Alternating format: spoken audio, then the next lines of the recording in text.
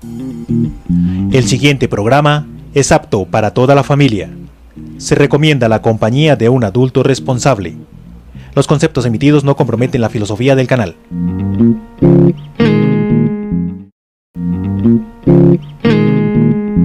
APT, creando para ti.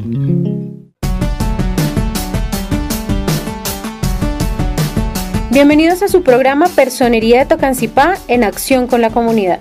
Un espacio informativo y participativo de la Personería Municipal de Tocancipá para la defensa y protección de sus derechos, bajo la dirección y coordinación del Dr. Álvaro Enrique Páez Rodríguez, personero municipal. Véanos todos los martes de 4 a 4:45 de la tarde a través de APT Televisión. Personería Municipal de Tocancipá, activemos nuestros derechos, conozcamos nuestros deberes.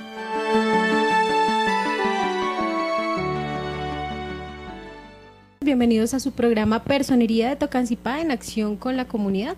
Un saludo muy especial a todos ustedes después de esta semana de un poco de vacaciones, un poco de receso, un poco de reflexión, un poco de pensamientos espirituales. Entonces, una bienvenida a todos ustedes a estos programas que da la Personería Municipal de Tocancipá, ofreciéndoles, como siempre, las herramientas para la defensa y protección de sus derechos fundamentales. Les recuerdo que este programa es bajo la dirección y coordinación del doctor Álvaro Enrique Páez Rodríguez, personero municipal, y quien los acompaña el día de hoy, Jamie Hernández, jefe de prensa y comunicaciones de la Personería Municipal de Tocancipá. Quiero invitarlos a esta hora de la tarde a que nos sigan a través de nuestras diferentes redes y canales de información y de comunicación, como lo es nuestra fanpage en Facebook, @personería Tocancipá, también a través de nuestra página web www.personería-mediotocancipá.gov.co, y recuerden seguirnos en Instagram y en YouTube como Personería Municipal de Tocancipá. Si ustedes quieren, nos pueden ir y visitar allí a nuestra Casa de Justicia, en la oficina 212 está la Personería Municipal de Tocancipá, con todo su equipo de profesionales de lunes a jueves de 7 de la mañana a 12:30 y de 1:30 a 5 de la tarde, ya nuevamente en nuestro horario habitual, y los días viernes desde las 7 de la mañana hasta las 3 de la tarde en jornada continua. Bueno, y a esta hora de la tarde yo quiero darle un saludo muy especial al doctor Hugo Alejandro Palacios. Él es nuestro asesor allí, también la Personería Municipal de Tocancipá, quien nos viene a acompañar hoy, el día de hoy, en temas muy importantes. Muy buenas tardes, doctor Alejandro. Jamie, muy buenas tardes para quienes nos ven en sus casas.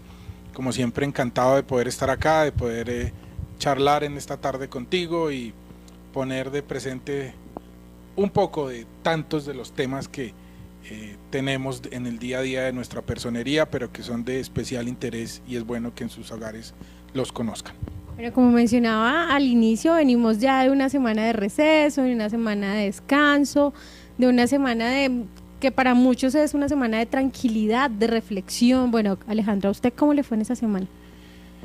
Pues es un fin de semana largo y aprovecha uno para descansar de lo cotidiano, de ese estrés diario, de esas semanas que a veces se convierten en semanas interminables en nuestro ambiente laboral. Entonces es un fin de semana que permite, además de reflexionar en ciertas cosas al interior como persona, también nos permite darnos un respirito para lo que inicia ya en esta otra etapa del año, pero afortunadamente hay el espacio para poder descansar y compartir en familia.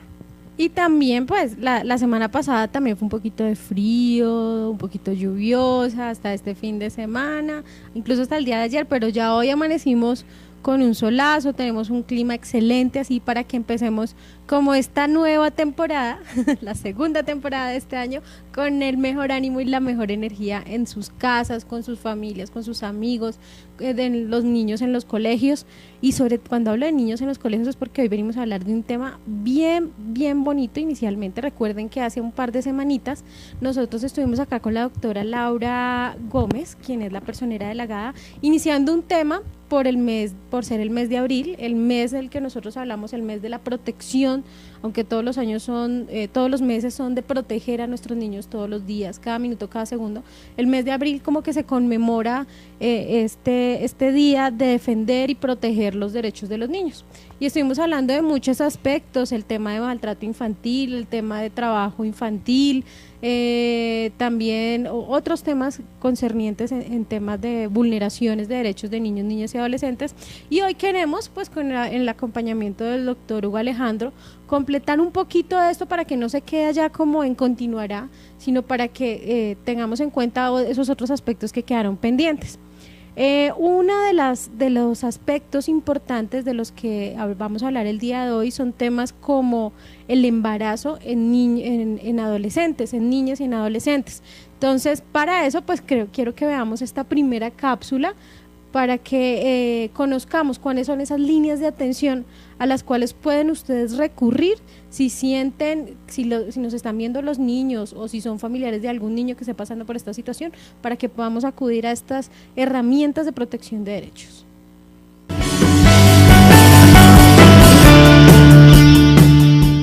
A tus 15 años quedas embarazada de tu novio y tu familia te echa de la casa. Le pides ayuda a tus amigos, pero ninguno te recibe. Empiezas a angustiarte. Ya llevas varios días viviendo en la calle. Tienes hambre y mucho miedo. No sabes a quién pedirle ayuda. Llamas al 141 y reportas una emergencia. Línea 141 del ICBF, ¿en qué puedo ayudarle? Marcar 3 números puede cambiar una historia. 141, línea de protección a niños, niñas y adolescentes. Denuncia, emergencia y orientación. ICBF, estamos cambiando el mundo.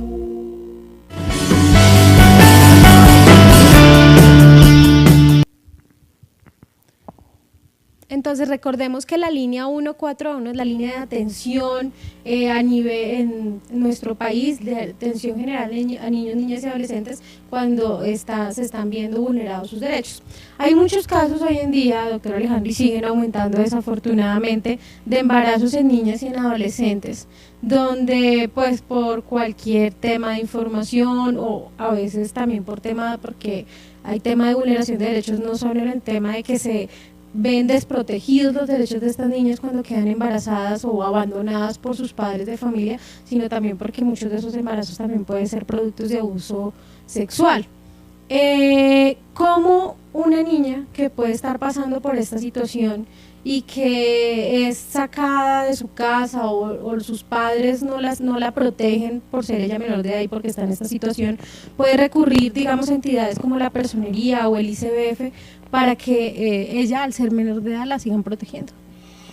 Pues sí, Jamie, viendo esa cápsula con la cual el ICBF invita a aquellos menores que pasan por esta vulneración de sus derechos, contacten a las entidades encargadas de protegerlos, es un panorama que debe ser tenido en cuenta, es una realidad hoy en nuestros municipios, no sucede solo en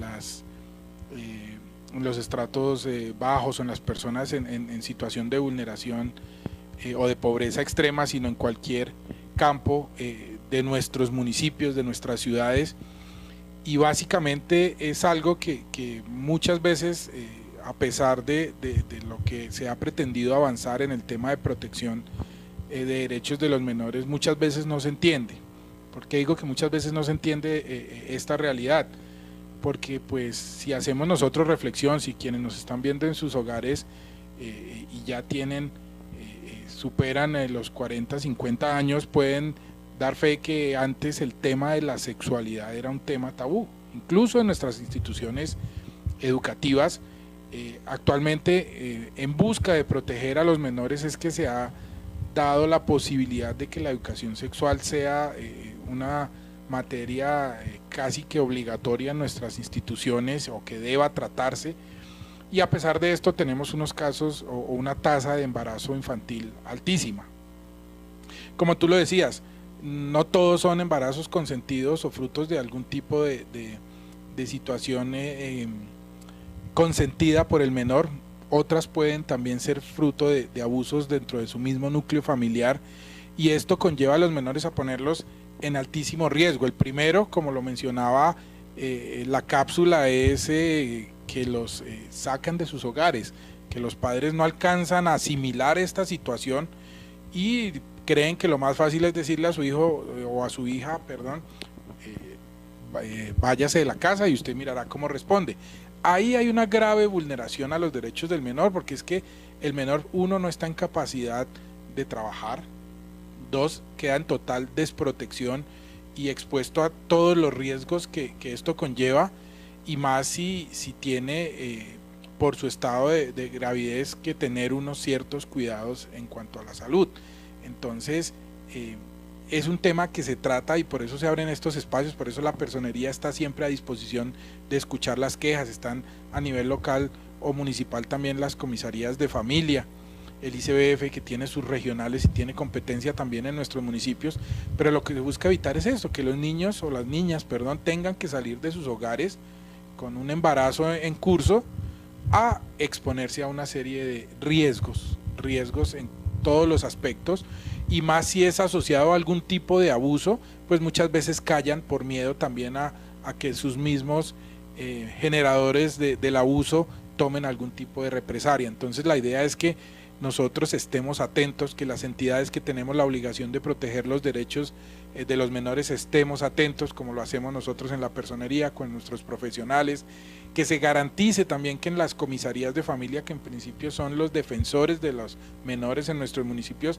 adelanten en debida forma todo las herramientas que tienen para defender a los menores. Ahí entramos nosotros como personería, pero la idea sí es que disminuyamos al máximo el riesgo de nuestras menores en estado de embarazo, que si nosotros tenemos conocimiento de algún tipo de situación, muchas veces no es solo que las expulsen de sus hogares, sino que entonces las retiran de su escolaridad, siendo que eso no es ningún tipo de limitación para que continúen sus estudios, y se convierten en unas menores que se quedan en sus hogares haciéndose cargo de oficios varios, y empiezan a generarse unas vulneraciones no solo en los riesgos de salud, sino también en el tema de educación y en el tema de derechos básicos. Entonces es importantísimo, si nosotros tenemos evidencia o siquiera algún conocimiento de que eso pueda estar pasando en nuestro sector, es bueno que nosotros también denunciemos, o por eso se da este tipo de información. Si hay alguna menor que está en este tipo de situación, que tiene este tipo de riesgo, están las líneas del ICBF a nivel nacional y están los organismos en nuestro municipio como la personería o la comisaría de familia. Muchas gracias, doctor Alejandro. Qué información tan completa la que usted nos da respecto a cómo actuar en estos casos, y es para que prestemos muchísima atención, porque nuestros niños, digamos que cuando están en este tipo de situaciones, caen en muchos más riesgos inimaginables, que no hay muchas personas alrededor. Se han escuchado casos que, por ejemplo, los niños o los niños o los adolescentes cuando quedan en embarazo también pueden caer en redes que se aprovechan de este tipo de situaciones, y son modalidades de vulneración de derechos que se presentan hoy en día. Así que muchos padres dirán, no, pero entonces, ¿qué esperan que hagamos? Que los felicitemos, porque sí, es una situación dura, y lo que quiere la personería no es decir, no, es que no darle menor relevancia a algo como esto, ¿sí? Pero lo que menos se quiere es desproteger a este niño, que va a ser madre de un niño también. Entonces ahí empezaríamos como a hacer un tema de vulneración de derechos como en serio, un círculo vicioso que nunca terminaría. Por eso que esto es como una forma de terminar este tipo de situaciones.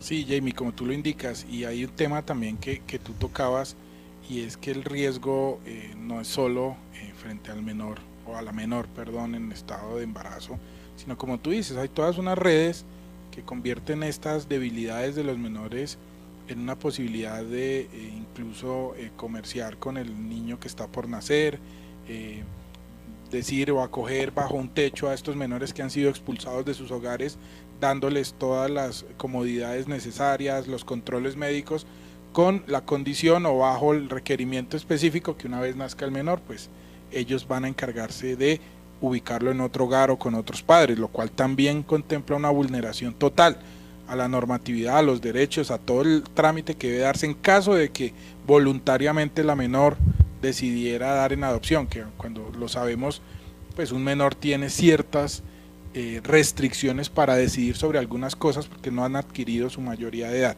Pero en fin, lo necesario y lo pertinente en estos casos por parte de nosotros como padres es igual, creería yo, que rodear a nuestro menor y garantizarle que no esté expuesto a algún otro tipo de riesgo, y más si es fruto de algún tipo de abuso sexual, mucho más delicado, y debe ser la actuación por parte del padre o de la madre o del encargado del menor para garantizar que efectivamente no haya una vulneración.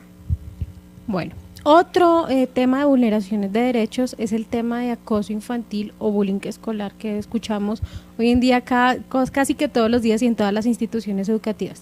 Veamos de qué se trata.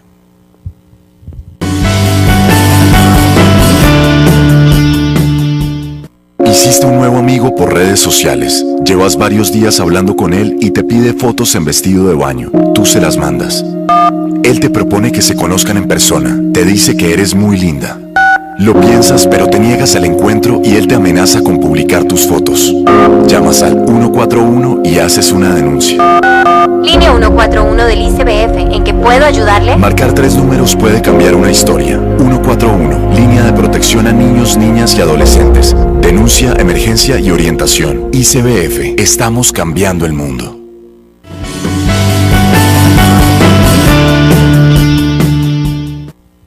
Bueno, ahí nos saltamos un poquito, pero nos fuimos a la última partecita de la que vamos a hablar el día de hoy, y es el tema de las modalidades que están utilizando. Incluso puede irse entremezclando un poco con la primera, y es las modalidades que están utilizando hoy en día los criminales, porque no hay otra palabra para estas personas que hacen eso, y es engañar a los niños, a las niñas y a los adolescentes a través de plataformas para que entreguen información, o también el tema de acoso sexual, o un término muy conocido hoy en día que es el sexting, que es compartir fotos íntimas a través de redes sociales, y después estos niños o niñas que están en el boom de la tecnología, que tienen todo un mundo abierto en este tema, son, digamos que ¿cómo podría decir la palabra? De engañados, que les piden cosas, los extorsionan. Sí, Jamie, es un tema que es un riesgo producto de lo que estamos viviendo actualmente en el campo de los avances tecnológicos. ¿Por qué? Que como tú lo dices, la modernidad y el avance de las tecnologías y el acceso que hay en nuestros hogares de las tecnologías han llevado a que evolucionen los términos que se vienen utilizando. Tú hablabas del sexting, hace 15, 20 años esa palabra ni siquiera estaba en nuestro vocabulario porque no estábamos expuestos, o los menores no estaban expuestos a este tipo de riesgos. La situación actual es latente, incluso ese es un llamado también a los padres de familia, porque muchas veces creen que con tener internet en su casa y darles un computador a sus hijos o una tablet o un smartphone de última tecnología, le están dando las puertas para que hagan parte de la tecnología actual, y no, también les estamos llevando el riesgo a sus manos. Hablo de aquellos menores de edad, nuestros menores que están hasta ahora entrando a explorar las redes. Debemos nosotros como padres tener un control efectivo de los contenidos, de todo lo que ellos consumen a través de la red. ¿Por qué? Porque teníamos el caso puntual de la cápsula, y es el tema de las redes sociales. Incluso a veces, quienes ya tenemos algunos años más de los 18, tenemos riesgos también al estar en las redes sociales. Entonces imagínense ustedes el riesgo de nuestros menores. Nosotros somos los responsables del contenido. En lo personal soy muy estricto y no coincido que un niño de 13 o 14 o 15 años tenga un Facebook cuando ellos socialmente no están para estar en ese tipo de redes. Su interacción debe ser con sus compañeros en el colegio, con sus vecinos, en fin. Entonces estamos nosotros también como padres en algunas situaciones abriéndoles las puertas del peligro. Y qué más que las redes sociales, que es algo tan incierto, y yo principalmente trato de, por ejemplo, en mi Facebook, por lo menos conocer la foto del que estoy agregando para saber uno que efectivamente. Un niño no, porque incluso un perfil con el nombre de un gran amigo mío y su foto puede ser falso. No sabemos quiénes están detrás de esos perfiles. Y pues los niños o nuestras niñas pueden, fruto de esa ingenuidad propia de la edad, caer en una serie de engaños. Como veíamos en la cápsula, una foto de perfil de alguien atractivo, a esa edad un niño está despertando también a la adolescencia, una cara bonita, un cuerpo bonito, y empiezan a interactuar a través de redes sociales. ¿Qué es lo primero que hacen? No, envíame una foto, en vestido de baño, en algún tipo de situación que después permita a ese criminal, como tú lo decías, empezar a generar una serie de, o un tipo de dominio frente a al menor, extorsionándola, poniéndole amenazas en contra de que si no haces lo que yo diga o publico la foto que me envió, que sus papás, y empiezan a trabajarles. Entonces, si tu papá sabe que me enviaste una foto, se va a poner furioso porque eso no se debe hacer. Entonces, lo que tenemos que nosotros hacer en primera medida en nuestros hogares es ser muy preventivos. No estoy diciendo, ni quiero sonar a cavernícola, que nuestros hijos no puedan tener acceso a ellos o a estas tecnologías, pero sí controlar los contenidos. Incluso en las redes de videos hay acceso a una serie de contenidos que no están o no son propios de los niños y de nuestros menores. Entonces, controlemos desde nuestros hogares y démosles también a nuestros hijos la información de que ese es un riesgo que existe en las redes sociales. No lo volvamos tampoco tabú. Entonces no le digamos, no, es que no puedes tener Instagram, porque no, porque yo digo, porque soy el papá. No, contémosles que esto es una realidad. Hay casos por montones. En los noticieros hay infinidad de noticias de personas que son capturadas detrás de los computadores con varios perfiles diferentes, y lo que están buscando es llegar a los menores, muchas veces obtener beneficios económicos. Ya los obligan, no, entonces vayan de su papá y róbelo, consiga dinero, y muchas veces también empiezan a hacer algún tipo de peticiones sexuales, y entonces ese es un riesgo que está en nuestros hogares. Donde tengamos internet, donde tengamos un teléfono celular con acceso a redes, hay un riesgo para nuestros menores. Hagamos la mayor prevención posible y sobre todo contémosles a nuestros menores, démosles el conocimiento del por qué se dan estas situaciones, y considero que vamos a disminuir al máximo el riesgo. Digamos que podríamos decir que este no se puede convertir como en un tema tabú para los padres de familia. Los padres de familia hoy en día son los que tienen que estar más informados al respecto para poderles enseñar a sus hijos, porque es que hoy en día los niños no se conforman con un simple no lo puede hacer y ya. Hoy en día los niños son más curiosos, tienen acceso desde diferentes fuentes a temas de redes sociales. No lo pueden hacer desde su casa, lo pueden hacer desde el colegio, desde un café internet, desde el celular o el computador de un amigo. Hay muchas fuentes. Entonces la mejor manera de protegerlos es contarles el por qué estas situaciones son peligrosas para ellos. Entonces para eso pues también los invitamos a ustedes a que si ustedes ven que hay alguna situación que no pueden manejar o que se les está saliendo de las manos y creen que su hijo, hija, sobrino o algún niño está en peligro de caer en algún tipo de vulneración de este tipo, pues lo primero que tienen que hacer es acudir a las diferentes entidades, en este caso Policía de Infancia y Adolescencia, la misma Personería, el ICBF, las comisarías de familia. Todas están ahí atentas siempre para proteger a nuestros niños. Bueno, ahora sí, vamos a la última cápsula para ver de qué se trata y hablar un poquito sobre este tema.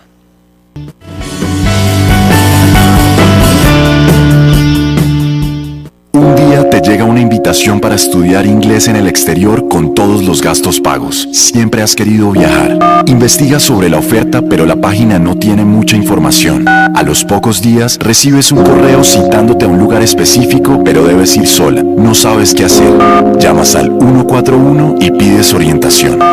Línea 141 del ICBF, ¿en qué puedo ayudarle? Marcar 3 números puede cambiar una historia. 141, línea de protección a niños, niñas y adolescentes. Denuncia, emergencia y orientación. ICBF, estamos cambiando el mundo.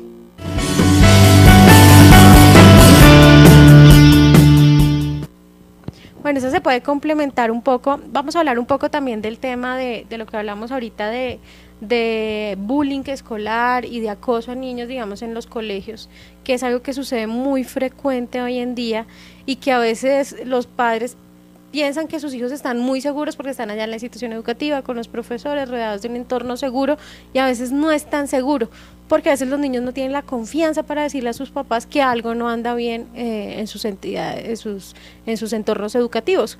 ¿Cómo podemos hacer para que los papás estén más pendientes de estas situaciones y no le dejemos como toda la carga a veces a las entidades o a las instituciones?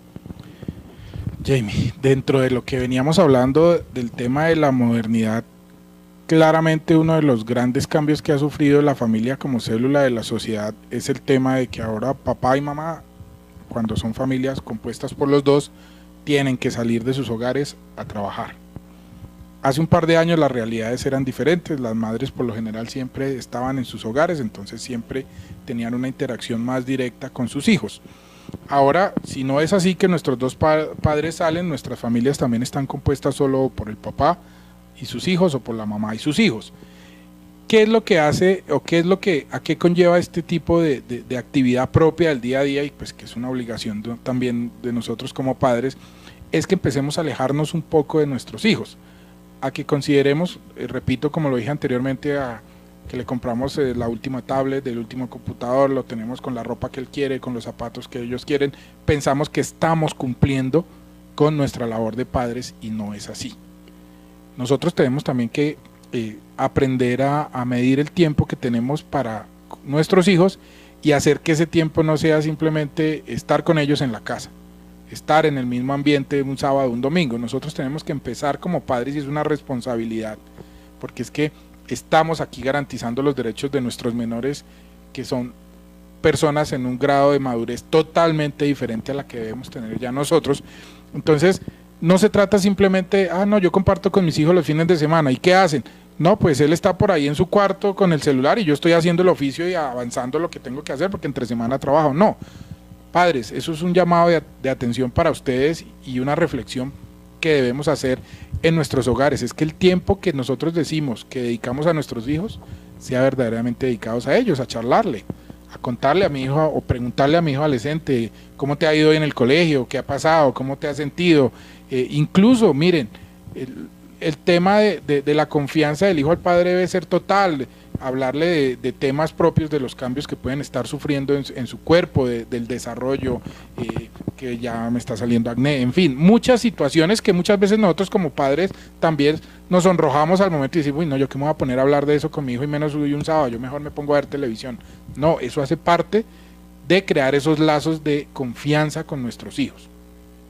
Y considero que partiendo de un tema tan vital como es la confianza, vamos a tener en nuestros hijos también retribuida esa confianza y muy seguramente en caso de que se estén adelantando este tipo de acosos infantiles que muchas veces son bastante fuertes porque ellos no miden la forma en que pueden estar haciéndole daño a un compañerito en el colegio o a un amigo en la cuadra, que nuestros hijos guarden silencio porque no quieren contarnos ese tipo de situaciones. Entonces, si nosotros basamos con nuestros hijos una relación en la confianza, muy seguramente podemos hacernos parte de ese posible problema que tengan. Es que el bullying es una situación que, como les decía, depende también del grado de madurez de nuestros hijos. Nosotros debemos hablarles mucho de este tema, no en el sentido como lo hacían hace muchos años. También yo estoy haciendo un voy y vuelvo, pero es bueno hacerlo. Hace muchos años decían, no, pues usted entonces no se deje, y ese era el consejo que daban nuestros abuelos. Si le van a pegar, pues usted pégueles más duro. No, a eso no tenemos que llegar. Tenemos que llegar a que nuestros hijos deben ser lo bastante claros para recibir este tipo de situaciones, para comentarle al profesor, para comentarle al padre, para usar las líneas de atención, para ir a una defensoría de familia, en fin, para activar todos los canales de protección que hay para evitar que estos temas, que en principio muchos dicen, no, pero es que el bullying es un tema ahí de compañeros y de niños. No, tenemos los casos y están registrados y se ven en las noticias y nos escandalizamos muchas veces cuando los escuchamos, y es que este tema del matoneo continuo ha llevado a niños a quitarse la vida o a intentar hacerlo en algunos casos donde no lo logran, o a tomar medidas extremas que no deben ser parte del día a día o los riesgos de nuestros menores.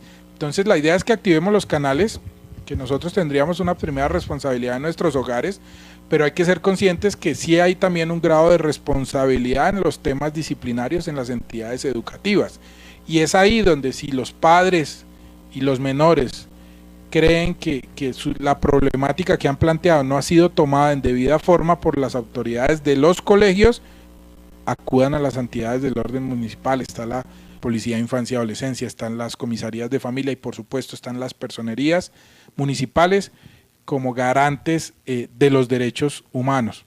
Entonces este tipo de situaciones debe hacerle para que nosotros desde la personería también efectuemos un control de cómo nuestras instituciones educativas se están preparando para enfrentar esta problemática.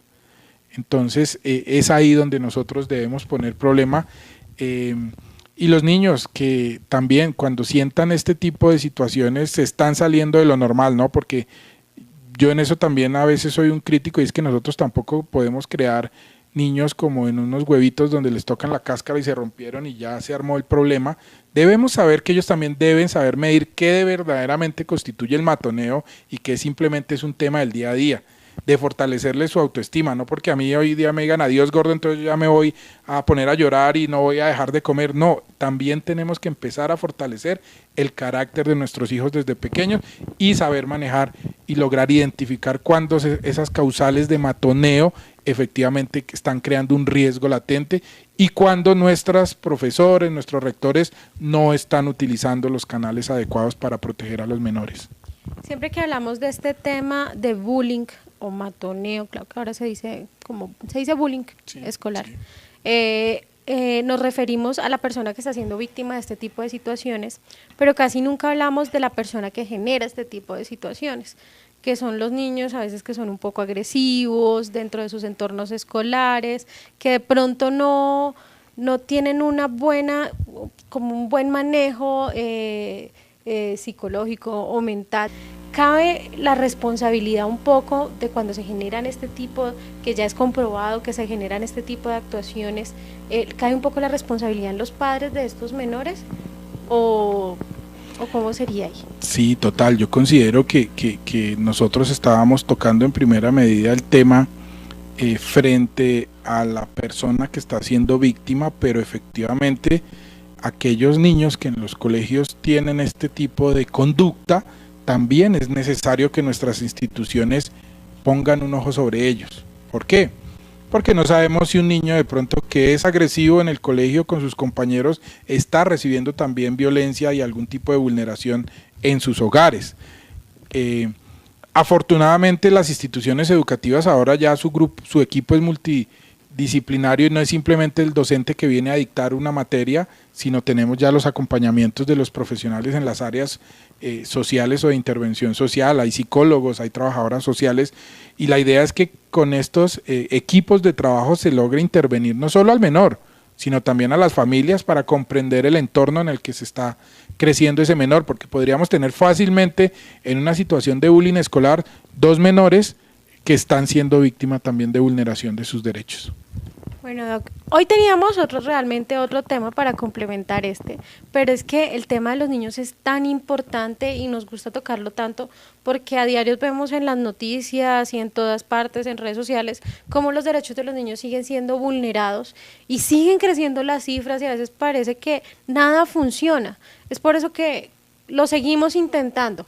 Seguimos hablando de eso porque queremos que la gente sepa que los derechos de los niños se están vulnerando y que debemos hacer algo. Y pues ese algo se tiene que empezar a trabajar obviamente desde las casas, desde los entornos más cercanos. Las entidades como tal no pueden hacer mucho si desde sus casas no se trabaja con estos temas en proteger a los niños, niñas y adolescentes.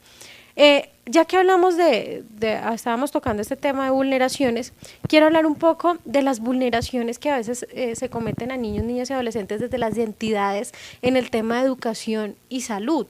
Por ejemplo, a veces cuando un niño no tiene derecho al acceso a educación o se le está negando un cupo y se ha quedado sin estudiar, hemos hablado del tema de a veces desde la parte de los padres, cuando los padres, digamos, no mandan el niño a estudiar.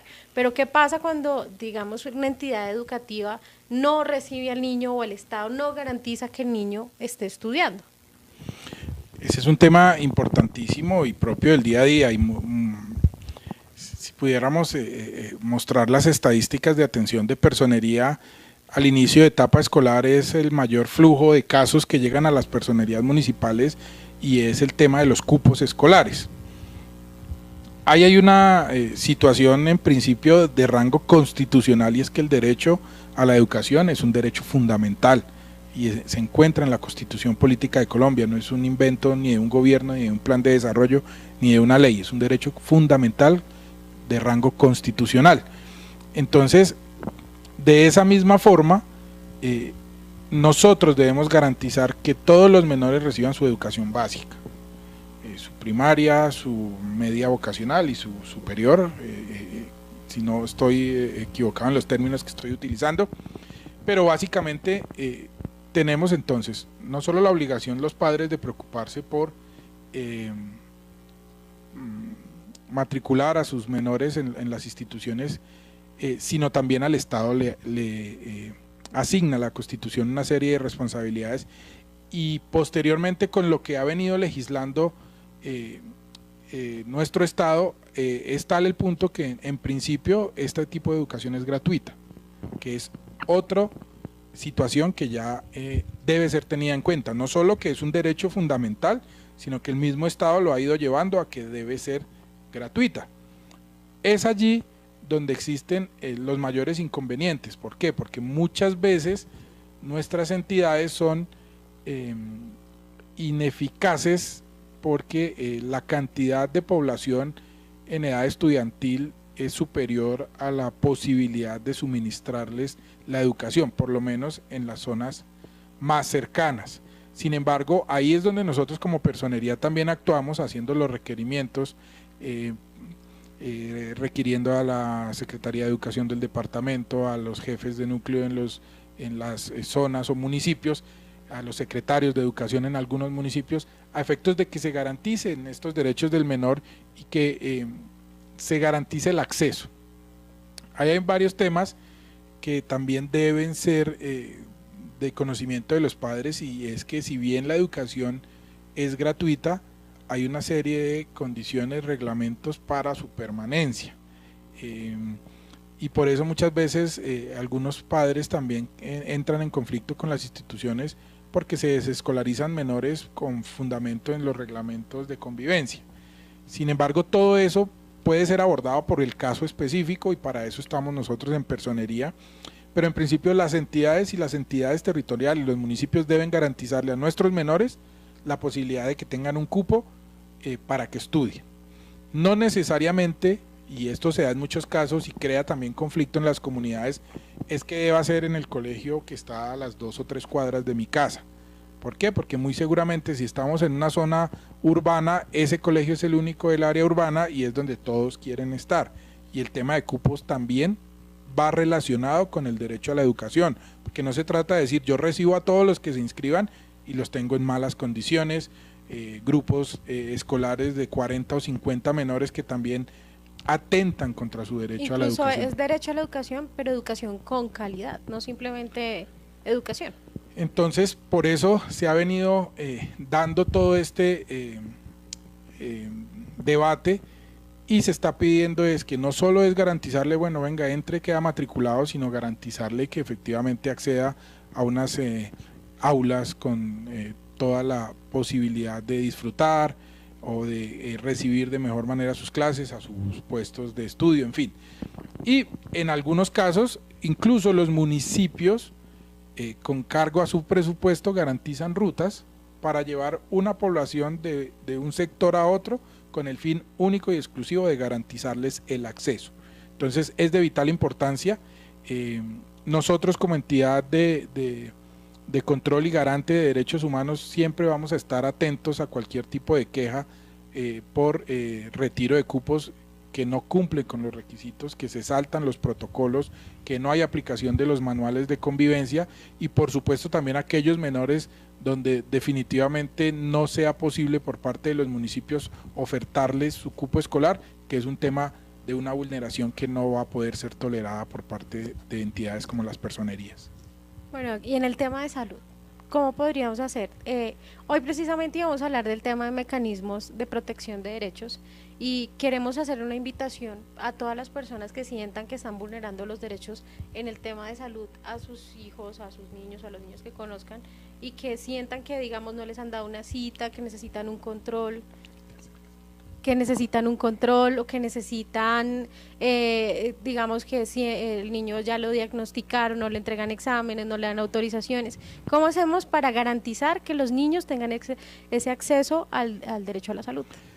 Bueno, ese es un tema complicado. Incluso las únicos en riesgo no son nuestra población infantil o menor, está en riesgo nuestra población adulta mayor y todos los que pertenecemos al sistema frente a temas muy puntuales, y yo creo que es algo propio de la que se ha llamado, que es ahora la crisis de la salud, y es la falta de atención, la falta de medicamentos, la falta de tratamientos especializados.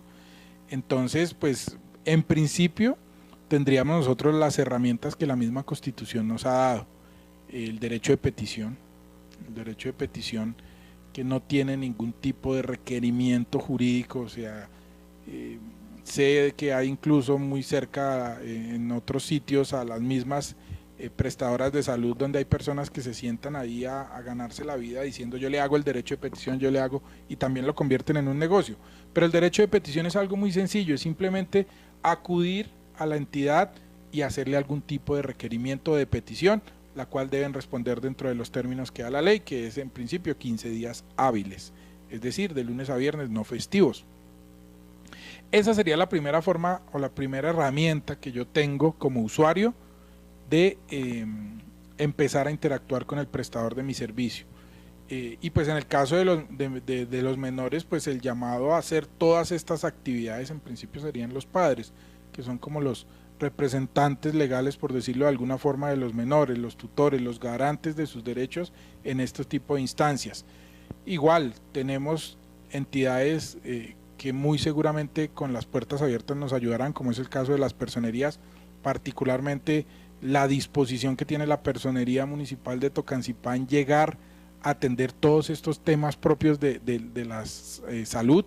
Entonces podríamos tener también herramientas si consideramos que nosotros no somos, no nos sentimos seguros al elaborar un derecho de petición, pues pueden acudir a la personería y este sería en principio la garantía para que la prestador del servicio o nos otorgue una cita o nos autorice un examen o algún tipo de tratamiento propio a lo que estén padeciendo nuestros menores o las personas que necesitan el servicio. Sin embargo, pues la realidad es clara y no podríamos nosotros pretender acá decir que es diferente, y es que muchas veces estas peticiones son desconocidas o en algún tipo ignoradas por parte de las EPS, y pues nosotros también tomando de la mano las herramientas que nos da la Constitución, podríamos hablar que podríamos en esa instancia acudir a la acción de tutela. Entonces sería como esa escalera, por decirlo de alguna forma, que nos garantizaría agotar cada una de las etapas.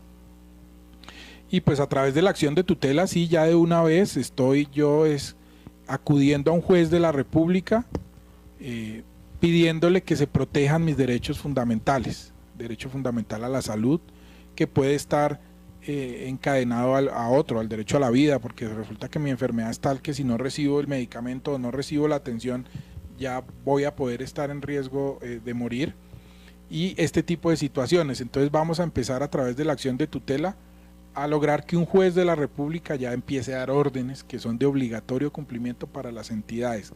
A un juez nadie le puede decir que no, porque es una orden judicial y las órdenes judiciales son de obligatorio cumplimiento. Que existan algunas etapas y que puedan interponerse recursos, sí, el fallo de acción de tutela no es de única instancia, las entidades pueden interponer recursos, pero una vez en firme, una vez se hayan resuelto estos recursos, los fallos son de obligatorio cumplimiento. Eso nos garantizaría en alguna forma en llegar a que un juez, evidenciando la vulneración de derechos fundamentales, pues dé la orden a las EPS para que nos den los medicamentos, para que nos atiendan algunos especialistas o para que nos garanticen ese acceso a la salud. Bueno, muchísimas gracias. Ya hemos llegado al final del programa del día de hoy. Cuando hablamos de derechos de los niños, el tiempo de verdad nunca es suficiente. Esperamos que algunas de las cosas que mencionamos el día de hoy se les hayan quedado y ustedes puedan acudir a nuestra entidad si siente que algún niño, niña o adolescente que ustedes conozcan está siendo vulnerado en sus derechos. Recuerden que la personería tiene todo un equipo de profesionales, en cabeza obviamente de nuestro personero municipal, quien es el representante, el primer llamado a ser el representante o acudiente de los niños cuando están siendo vulnerados en sus derechos fundamentales, y los invitamos a que asistan allá a la personería y pidan con él una cita, si quieren con él directamente, si sienten que el tema es muy delicado. Sabemos que son situaciones sensibles y merecen especial atención. Obviamente no solamente estamos nosotros, está Policía de Infancia y Adolescencia, Comisaría de Familia, Bienestar Familiar, entre otras entidades que los pueden apoyar en este tema. Bueno, muchísimas gracias por acompañarnos el día de hoy. A ti, Jamie, muchas gracias. De verdad que el tiempo se hace corto y pudiéramos seguir hablando infinitamente. Simplemente para terminar, pedirle a nuestros padres que tengamos compromiso total con el crecimiento, con la protección de nuestros menores, que llevemos a cabo nuestro papel de padres con total entusiasmo. Sé que hay días que llegamos cansados, que estamos con infinidad de cosas en la cabeza, pero tengamos en cuenta que los menores son el futuro de nuestro país, nuestros niños, y un niño que crezca en un hogar que le ha garantizado sus derechos seguramente va a ser un hombre exitoso. Muchas gracias, Doc, y a todos ustedes, gracias por acompañarnos en el programa del día de hoy, y recuerden siempre estar en unión, acción y efectividad en la defensa y protección de sus derechos. APT, creando para ti.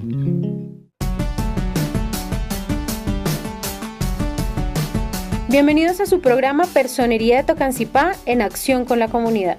Un espacio informativo y participativo de la Personería Municipal de Tocancipá para la defensa y protección de sus derechos, bajo la dirección y coordinación del Dr. Álvaro Enrique Páez Rodríguez, personero municipal. Véanos todos los martes de 4 a 4:45 de la tarde a través de APT Televisión. Personería Municipal de Tocancipá, activemos nuestros derechos, conozcamos nuestros deberes.